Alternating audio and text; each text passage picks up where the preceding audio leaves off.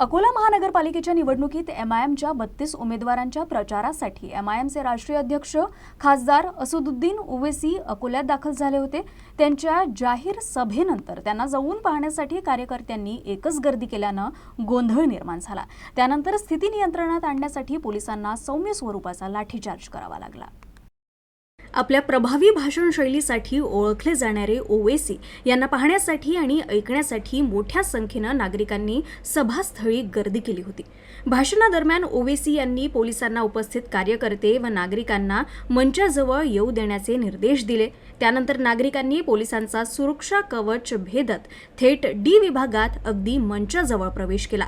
सभा संपल्यानंतर नेत्याला जवळून पाहण्यासाठी आणि भेटण्यासाठी कार्यकर्त्यांची मंचाजवळ मोठी गर्दी झाली। काही कार्यकर्त्यांनी थेट मंचावर चढण्याचाही प्रयत्न केला।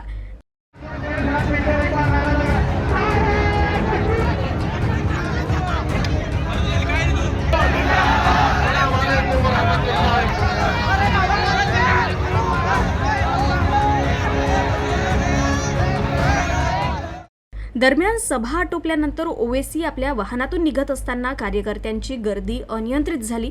परिस्थिती नियंत्रणात आणण्यासाठी पोलिसांना सौम्य लाठीचार्ज करावा लागला।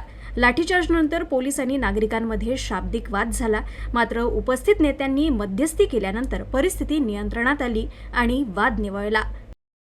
इतना गरीब मोदी के रैली में आते कोई, अजीत पवार के रैली में आते, कांग्रेस के रैली में आते, शिंदे के रैली में आते, उद्धव ठाकरे के रैली में आते।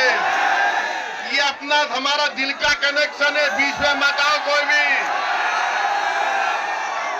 ये दिल की मोहब्बत अल्लाह पैदा कर दिया है और एक दीवाने को सुनने के लिए कहां से आए होंगे सोचो तुम।